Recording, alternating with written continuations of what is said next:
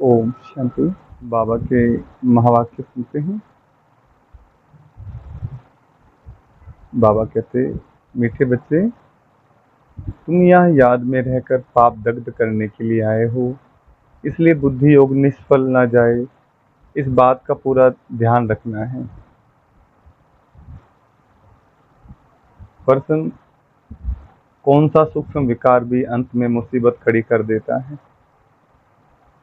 उत्तर है, अगर सूक्ष्म में भी हवज लालच का विकार है, कोई चीज हवज के कारण इकट्ठी करके अपने पास जमा करके रख दी, तो वही अंत में मुसीबत के रूप में याद आती है। इसलिए बाबा कहते, बच्चे, अपने पास कुछ भी ना रखो, तुम्हें सब संकल्पों को भी समेटकर बाप की याद में रहने की टेव आदत डालनी है। इसलिए देही अभिमानी बनने का अभ्यास करो। ओम शांति। बच्चों को रोज रोज याद दिलाते हैं, देही अभिमानी बनो, क्योंकि बुद्धि इधर उधर जाती है। अज्ञान काल में भी कथा वार्ता सुनते हैं तो बुद्धि बाहर भटकती है, यहाँ भी भटकती है।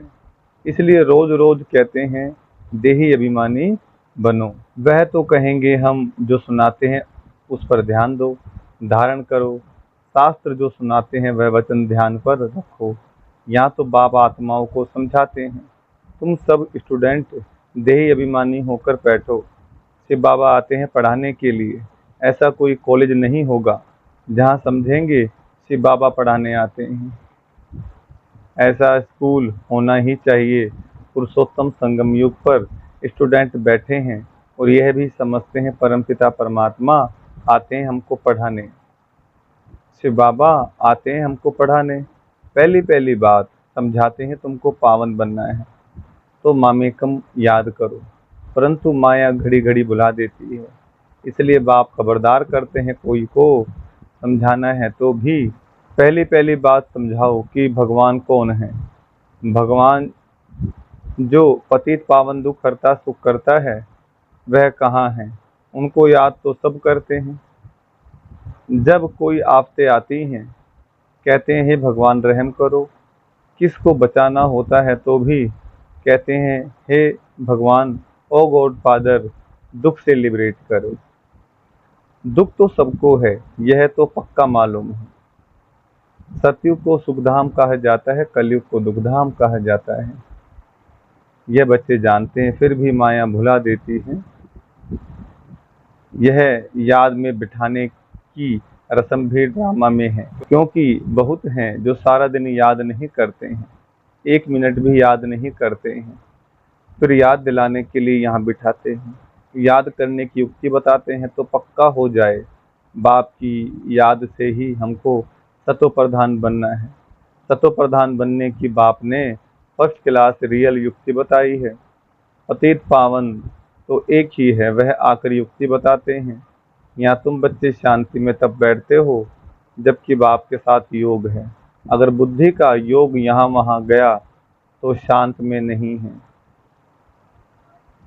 गोया अशांत हैं। जितना समय यहाँ वहाँ बुद्धि योग गया वह निष्फल हुआ, क्योंकि पाप तो करते नहीं। दुनिया यह नहीं जानती कि पाप कैसे करते हैं। ये बड़ी महीन बातें हैं। बाप ने कहा है मेरी याद में बैठो, तो जब तक याद की तार जुटी हुई है उतना समय सफलता है। जरा भी बुद्धि इधर उधर गई तो वह टाइम वेस्ट हुआ, निष्फल हुआ। बाप का डायरेक्शन है ना कि बच्चे मुझे याद करो। अगर याद नहीं किया तो निष्फल हुआ। इससे क्या होगा? तुम जल्दी सतो प्रधान नहीं बनेंगे, फिर तो आदत पड़ जाएगी, यह होता रहेगा। आत्मा इस जन्म के पाप तो जानती है। भले कोई कहते हैं हमको याद नहीं है, परंतु बाबा कहते हैं 3-4 वर्ष से लेकर सब बातें याद रहती हैं। शुरू में इतने पाप नहीं होते हैं जितने बाद में होते हैं। दिन प्रतिदिन क्रिमिनल आई होती जाती है। त्रेता में 2 कला कम होती है, चंद्रमा की 2 कला कितने में कम होती है? धीरे धीरे कम होती जाती है। फिर 16 कला संपूर्ण चंद्रमा को कहा जाता है। सूर्य को नहीं कहते। चंद्रमा की है 1 मास की बात, यह फिर है कल्प की बात, पूरे 5000 वर्ष की बात। दिन प्रतिदिन नीचे उतरते जाते हैं, फिर याद की यात्रा से ऊपर चढ़ जाते हैं। फिर तो दरकार नहीं जो हम याद करें और ऊपर चढ़ें। सतयुग के बाद फिर उतरना है। सतयुग में भी याद करें तो नीचे उतरे ही नहीं। ड्रामा अनुसार उतरना ही है तो याद ही नहीं करते हैं। उतरना भी जरूर है, फिर याद करने का उपाय बाप ही बतलाते हैं, क्योंकि ऊपर जाना है संगम पर ही आकर बाप सिखलाते हैं कि अब चढ़ती कला शुरू होती है, तुमको फिर अपने सुख धाम में जाना है। बाप कहते हैं अब सुख धाम में जाना है तो मुझे याद करो। याद से तुम्हारी आत्मा सतो प्रधान बन जाएगी। तुम दुनिया से निराले हो, बैकुंठ दुनिया से बिल्कुल न्यारा है। बैकुंठ था अब नहीं है, कल्प की आयु लंबी कर देने के कारण भूल गए हैं। अभी तुम बच्चों को तो बैकुंठ बहुत नजदीक दिखाई देता है, बाकी थोड़ा टाइम है। याद की यात्रा में ही कमी है, इसलिए समझते हैं अभी टाइम है। याद की यात्रा जितनी होनी चाहिए उतनी नहीं है। तुम पैगाम पहुंचाते हो, ड्रामा के प्लान अनुसार कोई को पैगाम नहीं देते हैं तो गोया सर्विस नहीं करते हैं। सारी दुनिया में पैगाम तो पहुंचाना है कि बाप कहते हैं माँ में कम याद करो। गीता पढ़ने वाले जानते एक ही गीता शास्त्र है जिसमें यह महावाक्य हैं, परंतु उसमें श्री कृष्ण भगवान वहाँ से लिख दिया है, तो याद किसको करें। भले शिव की भक्ति करते हैं परंतु यथार्थ ज्ञान नहीं जो श्रीमत पर चलें। इस समय तुमको मिलती है ईश्वरीय मत, इनके पहले थी मानव मत। दोनों में रात दिन का फर्क है। मानव मत कहती है ईश्वर सर्वव्यापी है, ईश्वर की मत कहती है नहीं। बाप कहते मैं आया हूँ स्वर्ग की स्थापना करने, तो जरूर यह नरक है। यहाँ 5 विकार सब में प्रवेश हैं। विकारी दुनिया है, तब तो मैं आता हूँ निर्विकारी बनाने के लिए। जो ईश्वर के बच्चे बने उनके पास विकार तो हो नहीं सकते। रावण का चित्र 10 शीश वाला दिखाते हैं। कभी कोई कह न सके कि रावण की सृष्टि निर्विकारी है। तुम जानते हो अभी रावण राज्य है, सभी में 5 विकार हैं। सतयुग में है राम राज्य, कोई भी विकार नहीं। इस समय मनुष्य कितने दुखी हैं, शरीर को कितने दुख लगते हैं। यह दुख धाम सुख धाम में तो शारीरिक दुख ही नहीं होते, यहाँ तो कितनी हॉस्पिटल भरी हुई हैं। इनको स्वर्ग कहना भी बड़ी भूल है। तो समझकर औरों को समझाना है। वह पढ़ाई कोई को समझाने के लिए नहीं है। इम्तिहान पास किया और नौकरी पर चढ़ा, यहाँ तो तुमको सबको पैगाम देना है। सिर्फ एक बाप थोड़े ही देंगे। जो बहुत होशियार हैं उनको टीचर कहा जाता है, कम होशियार हैं तो उनको स्टूडेंट कहा जाता है। तुम्हें सबको पैगाम देना है, पूछना है भगवान को जानते हो, वह तो बाप है सबका। तो मूल बात है बाप का परिचय देना, क्योंकि कोई जानते नहीं। ऊंच से ऊंच बाप है सारे विश्व को बनाने वाला। सारा विश्व पावन था जिसमें भारत ही था, और कोई धर्म वाला कह न सके कि हम नई दुनिया में आए हैं। वह तो समझते हमारे से कोई आगे कोई होकर गए हैं। क्राइस्ट भी जरूर कोई में आएगा, उनके आगे जरूर कोई थे। बाप बैठ समझाते मैं इस ब्रह्मा तन में प्रवेश करता हूँ, यह भी कोई जानते नहीं कि ब्रह्मा के तन में आते हैं। अरे ब्राह्मण तो चाहिए जरूर, ब्राह्मण कहाँ से आएंगे, जरूर ब्रह्मा से ही तो आएंगे ना। अच्छा ब्रह्मा का बाप कभी सुना? वह है ग्रेट ग्रेट ग्रैंडफादर, उनका साकार फादर कोई नहीं। ब्रह्मा का साकार बाप कौन, कोई बतला न सके। ब्रह्मा तो गाया हुआ है, प्रजापिता भी है। जैसे निराकार शिव बाबा कहते हैं उनका बाप बताओ, फिर साकार प्रजापिता ब्रह्मा का बाप बताओ। शिव बाबा तो एडॉप्ट किया हुआ नहीं है, यह एडॉप्ट किया हुआ है कहेंगे। इनको शिव बाबा ने एडॉप्ट किया, विष्णु को शिव बाबा ने एडॉप्ट किया है, ऐसा नहीं कहेंगे। यह तो तुम जानते हो, ब्रह्मा सो विष्णु बनते हैं, एडॉप्ट तो हुआ नहीं। शंकर के लिए भी बताया है, उनका कोई पार्ट है नहीं। ब्रह्मा सो विष्णु, विष्णु सो ब्रह्मा। यह 84 का चक्र है, शंकर फिर कहाँ से आया, उनकी रचना कहाँ है। बाप की तो रचना है, वह सब आत्माओं का बाप है, और ब्रह्मा की रचना है सब मनुष्य। शंकर की रचना कहाँ है, शंकर से कोई मनुष्य दुनिया नहीं रची जाती। बाप आकर यह सब बातें समझाते हैं, फिर भी बच्चे घड़ी घड़ी भूल जाते हैं। हर एक की बुद्धि नंबरवार है ना, जितनी बुद्धि उतनी टीचर की पढ़ाई धारण कर सकते हैं। यह बेहद की पढ़ाई, पढ़ाई के अनुसार ही नंबरवार पद पाते हैं।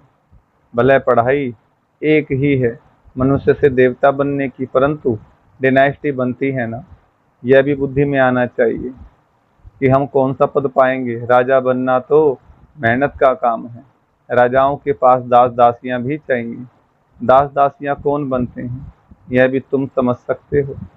नंबरवार पुरुषार्थ अनुसार हर एक को दासियां मिलती होंगी, तो ऐसा नहीं पढ़ना चाहिए जो जन्म जन्मांतर दास दासी बने। पुरुषार्थ करना है ऊंच बनने का, पुरुषार्थ करना है ऊंच बनने का, तो सच्ची शांति का बाप की याद में है। जरा भी बुद्धि इधर उधर गई तो टाइम वेस्ट होगा, कमाई कम होगी, सतो प्रधान बन नहीं सकेंगे। यह भी समझाया है कि हाथों से काम करते रहो, दिल से बाप को याद करो। शरीर को तंदुरुस्त रखने के लिए घूमना फिरना यह भी भले करो, परंतु बुद्धि में बाप की याद रहे। अगर साथ में कोई हो तो झरमुई झगमुई नहीं करनी है, यह तो हर एक की दिल गवाही देती है। बाबा समझा देते हैं, ऐसी अवस्था में चक्कर लगाओ, पादरी लोग जाते हैं एकदम शांत में। तुम लोग ज्ञान की बातें सारा समय तो नहीं करेंगे, फिर जबान को शांत में लाकर शिव बाबा की याद में रेस करनी चाहिए। जैसे खाने के समय बाबा कहते हैं याद में बैठकर खाओ, अपना चार्ट देखो। बाबा अपना तो बताते हैं कि हम भूल जाते हैं। कोशिश करता हूँ, बाबा को कहता हूँ बाबा हम पूरा समय याद में रहूँगा, आप हमारी खांसी बंद करो, शुगर कम करो। अपने साथ जो मेहनत करता हूँ वह बताता हूँ, परंतु मैं खुद ही भूल जाता हूँ, तो खांसी कम कैसे होगी। ब्रह्मा बाबा को खांसी रही है एंड तक भी। तो ब्रह्मा बाबा बता रहे हैं शायद अपनी बात।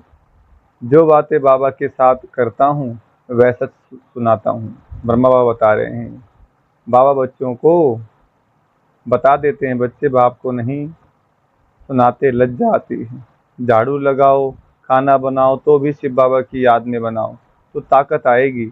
यह भी युक्ति चाहिए, इसमें तुम्हारा ही कल्याण होगा कि तुम याद में बैठेंगे तो औरों को भी कशिश होगी।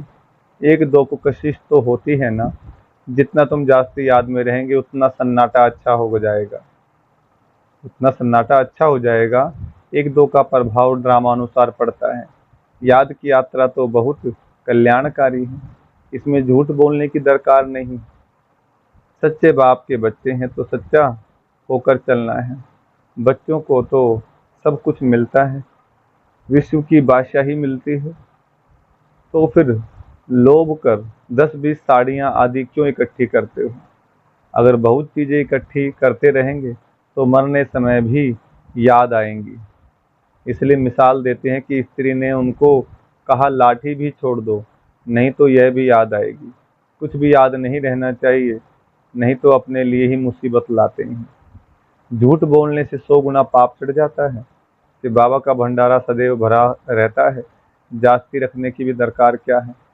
जिसकी चोरी हो जाती है तो सब कुछ दिया जाता है। तुम बच्चों को बाप से रजाई मिलती है तो क्या कपड़े आदि नहीं मिलेंगे। सिर्फ फालतू खर्चा नहीं करना चाहिए, क्योंकि अबलाएं ही मदद करती हैं स्वर्ग की स्थापना में। उनके पैसे ऐसे बर्बाद भी नहीं करने चाहिए। वह तुम्हारी परवरिश करती हैं, तो तुम्हारा काम है उन्हों की परवरिश करना, नहीं तो 100 गुना पाप सिर पर चढ़ता है। अच्छा, मीठे मीठे सिकलदे बच्चों प्रति माता पिता बाप दादा का याद प्यार और गुड मॉर्निंग। रूहानी बाप की रूहानी बच्चों को नमस्ते। हम रूहानी बच्चों की रूहानी बाप दादा को याद प्यार गुड मॉर्निंग और नमस्ते बाबा नमस्ते। धारणा के लिए मुख्य सार है। पहला पॉइंट, बाप की याद में बैठते समय जरा भी बुद्धि इधर उधर नहीं भटकनी चाहिए। सदा कमाई जमा होती रहे, याद ऐसी हो जो सन्नाटा हो जाए। दूसरा, शरीर को तंदुरुस्त रखने के लिए घूमने फिरने जाते हो तो आपस में झरमुई झगमुई और चिंतन नहीं करना है। जबान को शांत में रख बाप को याद करने की रेस करनी है। भोजन भी बाप की याद में खाना है। वरदान, निश्चय बुद्धिबंद कमजोर संकल्पों की जाल को समाप्त करने वाले सफलता संपन्न भव। वरदान का विस्तार। अभी तक मेजोरिटी बच्चे कमजोर संकल्पों को स्वयं ही इमर्ज करते हैं। सोचते हैं पता नहीं होगा या नहीं होगा, क्या होगा। यह कमजोर संकल्प ही दीवार बन जाते हैं और सफलता उस दीवार के अंदर छिप जाती है। माया कमजोर संकल्पों की जाल बिछा देती है, उसी जाल में फंस जाते हैं। इसलिए मैं निश्चय बुद्धि विजयी हूँ। सफलता मेरा जन्मसिद्ध अधिकार है। इस स्मृति से कमजोर संकल्पों को समाप्त करो। स्लोगन तीसरा, ज्वालामुखी नेत्र खुला रहे तो माया शक्तिहीन बन जाएगी। तीसरा, ज्वालामुखी नेत्र खुला रहे तो माया शक्तिहीन बन जाएगी। अच्छा, ओम शांति।